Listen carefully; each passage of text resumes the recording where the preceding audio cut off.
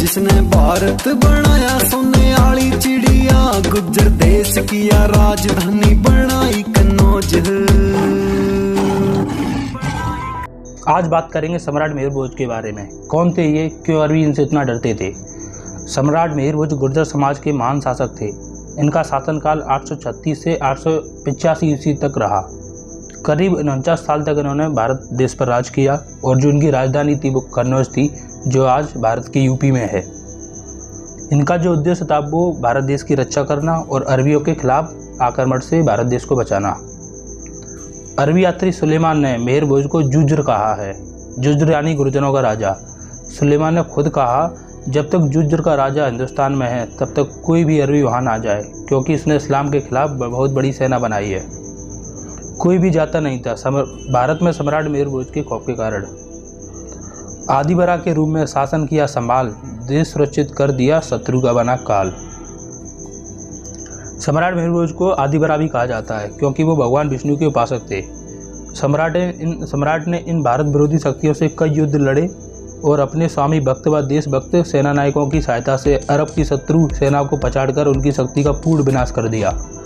उन्होंने सिंध नदी के पश्चिमी क्षेत्रों पर भी अधिकार स्थापित किया और समस्त सिंध प्रांत को गुर्जर साम्राज्य में मिला लिया। सीमाओं को विस्तार कर राष्ट्रवाद को मजबूत किया, शत्रु संहार को रग सम्मुख गठबंधन मजबूत किया। अरब इतिहासकारों ने भी गुर्जर सम्राट मिहिर भोज की प्रशंसा करी।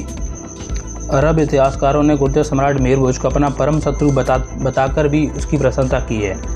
अरब इतिहासकार सम्राट मिहिर भोज की न्यायपालिका से बहुत प्रभावित थे, इसलिए उन्होंने स्थान स्थान पर सम्राट मिहिर भोज की न्यायप्रियता की मुक्त कंठा से प्रशंसा की है। अरब लेखकों का कहना है कि यदि सम्राट मिहिर भोज के शासन में किसी भी व्यक्ति का सोना भी कहीं गिर जाए तो भी उसे दूसरा कोई व्यक्ति उठाता नहीं था। इसका अभिप्राय यही है कि राजा के कानून कठोर थे और लोगों का नैतिक आचरण बहुत पवित्र था। इन लेखकों का कहना है कि मिहिर भोज का साम्राज्य बहुत बड़ा है। अरब के व्यापारी उसके पास जाते हैं और वे उन व्यापारियों से उनका सामान खरीदकर उन पर उपकार करता है। इसके साम्राज्य में लेन देन सोने के सिक्के से होता है। उस सिक्कों को टार्टरी कहते हैं। जब अरब के व्यापारी अपना सामान सम्राट को बेचने के पश्चात उनसे अंगरक्षक उपलब्ध कराने के लिए कहते तो गुर्जर सम्राट कहते कि मेरा साम्राज्य में चारों ओर डाकू का कोई भय नहीं है। तुम्हारे धन आदि का ऋण हो जाए या चोरी हो जाए या किसी भी प्रकार की कोई अप्रिय घटना तुम्हारे साथ हो जाए तो तुम सीधे मेरे पास आ जाना, मैं तुम्हारे धन की क्षतिपूर्ति करूंगा। सम्राट मिहिर भोज के इस प्रकार के धर्माचार आचरण से पता चलता है कि वह न्यायप्रियता में किसी के साथ पक्षपात नहीं करते थे।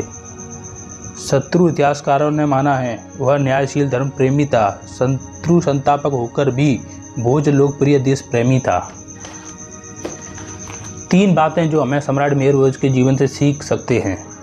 पहला, व्यायाम और प्राणायाम करके अपने शरीर को इतना मजबूत बना लें कि जब भी देश को हमारी ज़रूरत पड़े तन मन धन से देश की सेवा के लिए हम जुट जाएं। दूसरी चीज़ जो हम सीख सकते हैं, ईश्वर का ध्यान, जिससे आत्मिक बल बढ़ता है। तीसरा, 5 परिस्थितियों में हमेशा हथियार उठाना चाहिए। पहली आत्मरक्षा के लिए, दूसरी धर्म रक्षा के लिए, तीसरी देश रक्षा के लिए, चौथी स्त्री रक्षा के लिए और 5वीं गौ रक्षा के लिए हमेशा हथियार उठाना चाहिए।